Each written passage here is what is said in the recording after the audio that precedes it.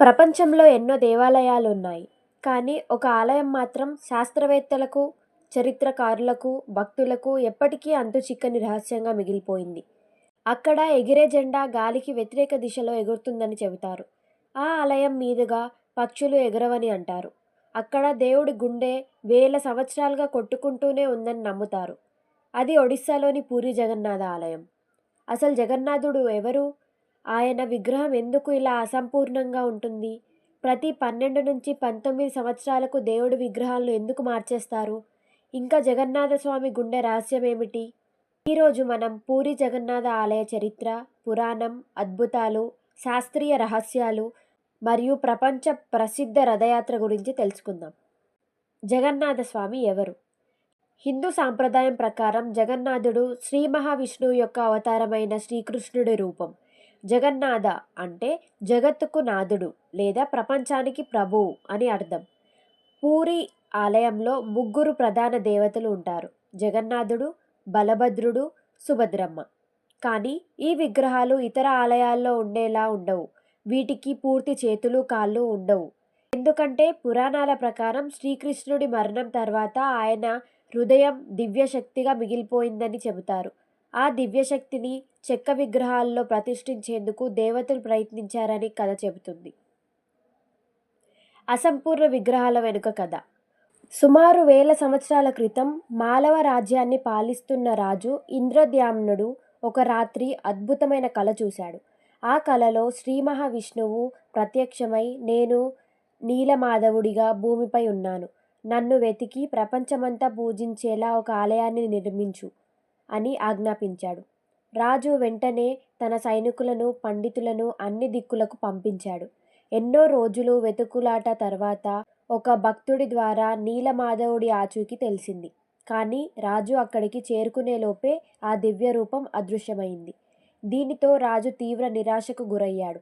అప్పుడు ఆకాశవాణి వినిపించింది: ఓ రాజా, సముద్ర తీరానికి వెళ్ళు. అక్కడ నీకు ఒక దివ్యమైన దారు అంటే చెక్క లభిస్తుంది. దానితో నా విగ్రహాన్ని తయారు చేయించు అని స్వరం చెప్పింది. రాజు సముద్ర తీరానికి చేరుకోగా అక్కడ ఒక భారీ దివ్యమైన వేప చెట్టు దుంగ కనిపించింది. దానిపై శంఖం, చక్రం, గద, పద్మం వంటి గుర్తులు ఉండటంతో అది సాధారణ చెక్క కాదని అందరూ అర్థం చేసుకున్నారు. కానీ ఆ పవిత్రమైన చెక్కను ఎవరూ చెక్కలేకపోయారు. రాజ్యం నలుమూలల నుంచి వచ్చిన శిల్పులు ప్రయత్నించిన వారి పనిముట్లు విరిగిపోయాయి. అప్పుడే ఒక వృద్ధుడు రాజసభలోకి వచ్చాడు. ఆ వృద్ధుడు తనను అనంత మహారాణా అనే శిల్పిగా పరిచయం చేసుకున్నాడు. నిజానికి ఆయన దేవశిల్పి విశ్వకర్ముడేనని పురాణాలు చెబుతున్నాయి. ఆయన రాజుతో ఒక షరతు పెట్టాడు: నేను ఈ విగ్రహాలను తయారు చేస్తాను, కానీ ఒక్కసారి గదిలోకి వెళ్ళిన తర్వాత 21 రోజుల వరకు ఎవరూ తలుపులు తీయకూడదు. మధ్యలో ఎవరైనా తలుపు తెరిస్తే నేనే పని ఆపేసి వెళ్ళిపోతాను. రాజు వెంటనే అంగీకరించాడు. విశ్వకర్ముడు గదిలోకి వెళ్ళి తలుపులు మూసుకున్నాడు. మొదటి కొన్ని రోజుల వరకు లోపల నుంచి చెక్కుతున్న శబ్దాలు వినిపించాయి. కానీ కొద్ది రోజుల తర్వాత ఒక్క శబ్దం కూడా వినిపించలేదు. రోజులు గడుస్తున్న కొద్దీ రాణి గుండెల్లో భయం మొదలైంది. ఆ వృద్ధుడు బ్రతికే ఉన్నాడా? ఆయనకు ఏదైనా జరిగిందేమో అని ఆమె ఆందోళన చెందింది. రాజు మొదట తన మాటను నిలబెట్టుకోవాలని అనుకున్నాడు. కానీ చివరికి రాణి ఒత్తిడికి తలొగ్గి 21 రోజులు పూర్తి కాకముందే తలుపులు తెరవాలని నిర్ణయించుకున్నాడు. తలుపులు తెరిచిన వెంటనే అందరూ ఆశ్చర్యపోయారు. ఆ గదిలో ఎక్కడా ఆ వృద్ధుడు కనిపించలేదు. కానీ అక్కడ 3 అద్భుతమైన విగ్రహాలు ఉన్నాయి: జగన్నాథుడు, బలభద్రుడు, సుభద్రమ్మ. అయితే వాటికి పూర్తిగా చేతులు, కాళ్ళు లేవు. అవి అసంపూర్ణంగా ఉన్నాయి. రాజు తన తప్పును గ్రహించి బాధపడ్డాడు. అప్పుడు మళ్ళీ దివ్యవాణి వినిపించింది: రాజా, చింతించకు. నేను ఈ రూపంలోనే ప్రజలందరికీ దర్శనం ఇవ్వాలనుకున్నాను. నా ప్రేమకు, నా కరుణకు ఎలాంటి హద్దులు లేవు. అందుకే నేను ఈ అసంపూర్ణ రూపంలో ఉండాలని నిర్ణయించుకున్నాను. అప్పటి నుంచి పూరీ జగన్నాథ ఆలయంలో జగన్నాథుడు, బలభద్రుడు, సుభద్రమ్మలను ఇదే ప్రత్యేకమైన రూపంలో పూజిస్తున్నారు. పూరీ ఆలయ నిర్మాణం. పూరీ జగన్నాథ ఆలయాన్ని 12వ శతాబ్దంలో గంగా వంశానికి చెందిన రాజు అనంతవర్మ చోడగంగాదేవుడు నిర్మించాడని చరిత్ర చెబుతోంది. ఈ ఆలయం దాదాపు 214 అడుగుల ఎత్తులో ఉంటుంది. ఈ ఆలయం భారతదేశంలోని చార్ధామ్ యాత్రల్లో ఒకటి.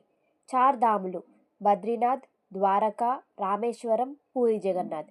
ప్రతి సంవత్సరం లక్షలాది మంది భక్తులు ఇక్కడికి వస్తుంటారు. ఆలయ రహస్యాలు. జెండా గాలికి వ్యతిరేకంగా ఎగరడం. ఆలయ గోపురంపై ఉన్న జెండా గాలి ఏ దిశలో వీచినా దానికి వ్యతిరేకంగా ఎగురుతుందని భక్తులు నమ్ముతారు. సుదర్శన చక్రం. ఆలయం పై భాగంలో ఉన్న సుదర్శన చక్రం సుమారు 8 టన్నుల బరువు ఉంటుంది. మీరు పూరి పట్టణంలో ఎక్కడి నుంచైనా చూసినా ఆ చక్రం మీ వైపే ఉన్నట్లు కనిపిస్తుంది. పక్షులు ఎగరవా? చాలామంది పూరి ఆలయంపై పక్షులు ఎగరవని చెబుతారు. అయితే దీనిపై ఖచ్చితమైన శాస్త్రీయ ఆధారాలు చాలా తక్కువగా ఉన్నాయి. అయినప్పటికీ ఈ నమ్మకం ఇప్పటికీ ప్రజల్లో ఉంది.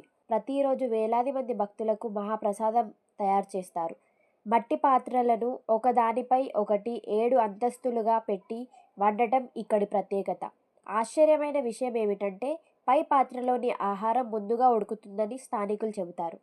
నవకలేబర మహారహస్యం. పూరి జగన్నాథ ఆలయంలో అత్యంత రహస్యమైన సాంప్రదాయం నవకలేబర. ప్రతి 12 నుంచి 19 సంవత్సరాలకు ఒకసారి దేవుళ్ళ చెక్క విగ్రహాలను మారుస్తారు. ఈ కార్యక్రమంలో ప్రత్యేకమైన వేప చెట్టును ఎంపిక చేస్తారు. ఆ చెట్టుపై కొన్ని గుర్తులు ఉండాలి: శంఖం, చక్రం, గద, పద్మం. ఆ తర్వాత పాత విగ్రహాల నుంచి బ్రహ్మ పదార్థం అనే పవిత్ర వస్తువును కొత్త విగ్రహాల్లోకి మారుస్తారు. ఈ కార్యక్రమం పూర్తిగా చీకట్లో జరుగుతుంది. ఈ బ్రహ్మ పదార్థం ఏమిటో ఇప్పటికీ ఎవరికీ తెలియదు. కొంతమంది అది శ్రీకృష్ణుడి గుండె అని నమ్ముతారు. ప్రపంచ ప్రసిద్ధ రథయాత్ర. ప్రతి సంవత్సరం జరిగే జగన్నాథ రథయాత్ర ప్రపంచవ్యాప్తంగా ప్రసిద్ధి చెందింది. ఈ యాత్రలో 3 భారీ రథాలు ఉంటాయి. జగన్నాథుడి రథం, దాన్ని నందిఘోష్ అని పిలుస్తారు. దానికి 16 చక్రాలు, సుమారు 45 అడుగుల ఎత్తు ఉంటుంది. రెండవది బలభద్రుడి రథం, తాళధ్వజ అని పిలుస్తారు. దానికి 14 చక్రాలు ఉంటాయి. మూడవది సుభద్రమ్మ రథం, దాన్ని దర్పదలన అని అంటారు. దానికి 12 చక్రాలు ఉంటాయి. లక్షలాది మంది భక్తులు ఈ రథాలను తాడుతో లాగుతారు. ఈ రథయాత్రను చూడటానికి ప్రపంచ నలుమూలల నుంచి భక్తులు వస్తారు. పూరి జగన్నాథ ఆలయం కేవలం ఒక దేవాలయం మాత్రమే కాదు. అది చరిత్ర, భక్తి, పురాణం, సాంప్రదాయం మరియు ఎన్నో రహస్యాల కలయిక. అసలు జగన్నాథుడి గుండె రహస్యం ఏమిటి? ఆలయంలోని ఈ అద్భుతాల వెనుక నిజం ఏమిటి? ఇవన్నీ ఇప్పటికీ మిస్టరీగానే ఉన్నాయి. అయితే జగన్నాథ స్వామి ఆలయానికి సంబంధించిన రహస్యాలు ఇక్కడితో ముగిసిపోలేదు. ప్రతి సంవత్సరం జగన్నాథుడు, బలభద్రుడు, సుభద్రాదేవి స్నానయాత్రలో పాల్గొన్న తర్వాత తీవ్రమైన జ్వరంతో బాధపడతారని, ఆ కారణంగా 15 రోజుల పాటు భక్తులకు దర్శనం ఇవ్వరని మీకు తెలుసా? అంతేకాదు, ప్రపంచ ప్రఖ్యాతి పొందిన జగన్నాథ రథయాత్ర వెనుక ఉన్న అసలు కథ ఏమిటి? ఇలాంటి ఎన్నో ఆసక్తికరమైన రహస్యాలు, పురాణ కథలు ఇప్పటి వరకు మీరు వినని విశేషాలను మనం పార్ట్ 2లో తెలుసుకుందాం. కాబట్టి ఈ వీడియోను లైక్ చేయండి, మీ అభిప్రాయాన్ని కామెంట్లో తెలియజేయండి. ఇంకా పార్ట్ 2 మిస్ కాకుండా మన ఛానల్ను ఇప్పుడే సబ్స్క్రైబ్ చేసుకోండి. జై జగన్నాథ్.